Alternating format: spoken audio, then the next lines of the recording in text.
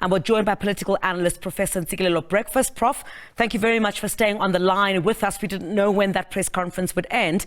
But of course, there's a lot that's been said, even on the sidelines, or reaction from some political players on whether this government of national unity will survive. We're seeing the ANC Secretary General saying today that it is going to survive, it will not collapse, and there are those that are basically yearning for a collapse in government.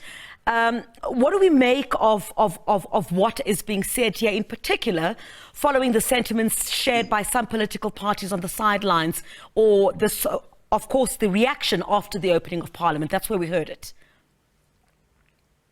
Yeah, I think by and large, coalition arrangements have been unworkable and unstable, largely because of the political elite that have a tendency to rush into forming them without a conflict management mechanism. So I think that is the background to the story in terms of why some people hold a view that this government will not last. But I think there is an appreciation amongst the coalition partners that this is about national interests, and therefore their desires, they need to make sure that they put them aside in pursuit of national interests. And one of the questions from my colleagues there was about the dilution of policies. There is a constant in speech of basically all these political parties that have joined the government of national unity. The sentiment that is being shared is whether each of these political parties' policies, what they brought to the electorate, what they've been telling the electorate, will actually stand. How does this work in a sense where some of these political parties may differ on some issues, but actually have to work together for the sustenance and stability of this government of national unity? Power sharing is about politics of accommodation.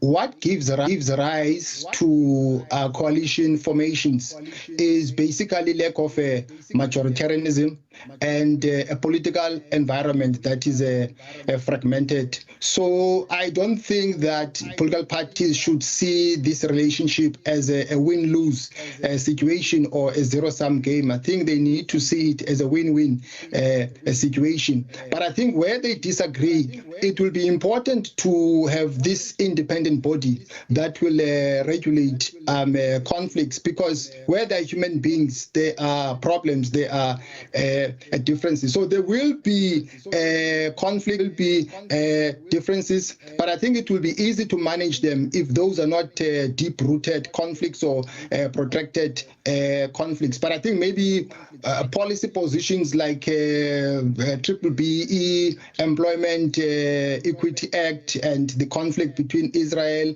and Hamas, and the conflict that is underway between Ukraine and Russia, I think there won't be any agreement, in my view, in those policy positions of government. He looks to be a stickler in all of that. But I mean, what is the future of opposition parties? What is the role of the opposition now going forward? Very interesting developments, of course, the Progressive Caucus, the MK, with the EFF there. What is the common denominator, though? First of all, let's touch on what the role of opposition parties will now be in all of this.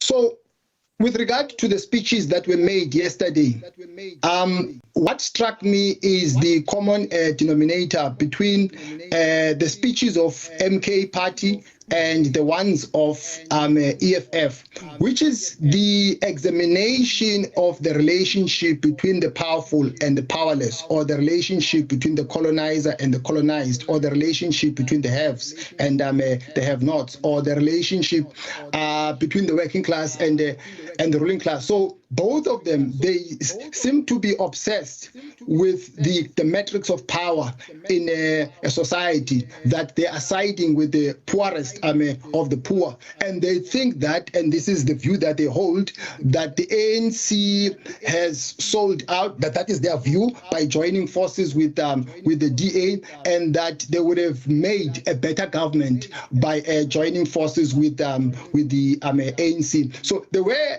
interesting things that came out of those speeches of Umkhonto weSizwe, and for instance, let me be more specific.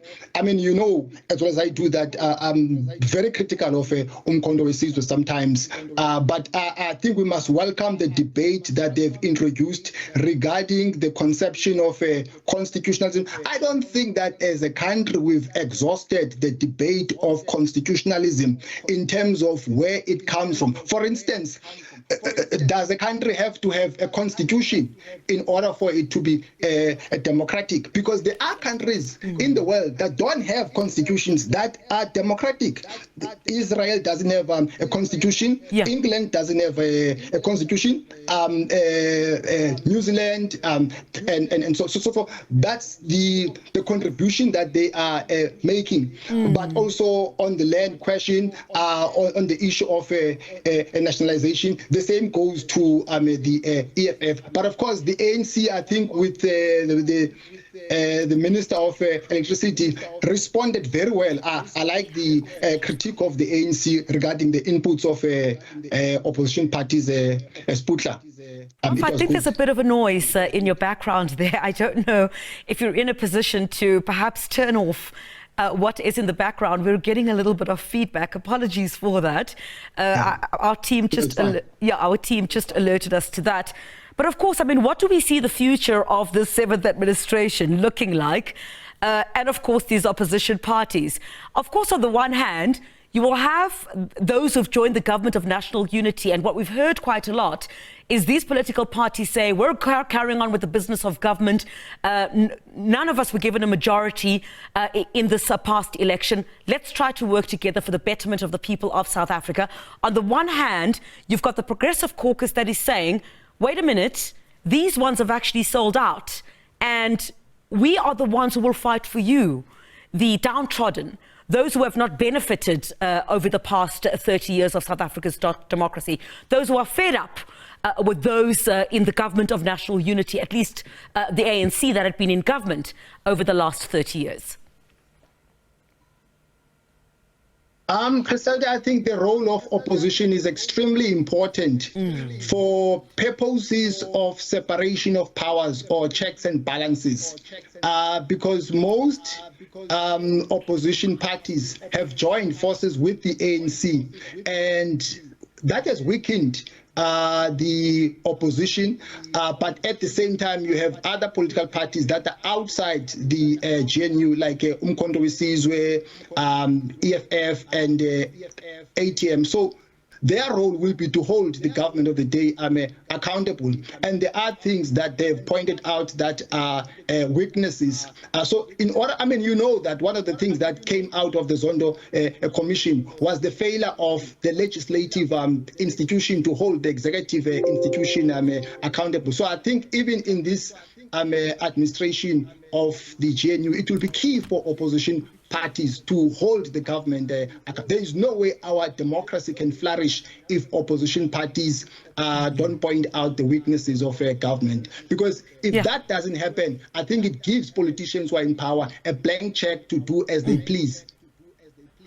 Prof, thank you very much indeed. Political analyst, Professor Ntsikelelo Breakfast, talking to us, of course, after that briefing of the ANC Secretary General Fikile Mbalula. Lots of questions about, policy dilution.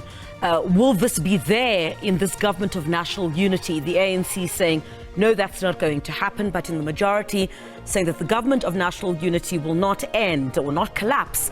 Those who would perhaps want to leave in future are free to leave, and basically that ministries should also be promoting their work. Not too happy about, of course, communication on the part of ministries at this particular point. Most of that, of course, coming on the backdrop of political parties, of course, the MK Party, as well as the EFF, the sentiments that they shared after the opening of Parliament. And, of course, you would know they're part of that Progressive Caucus of the EFF, ATM, the NCC, as well as the UAT. That is who makes up the Progressive Caucus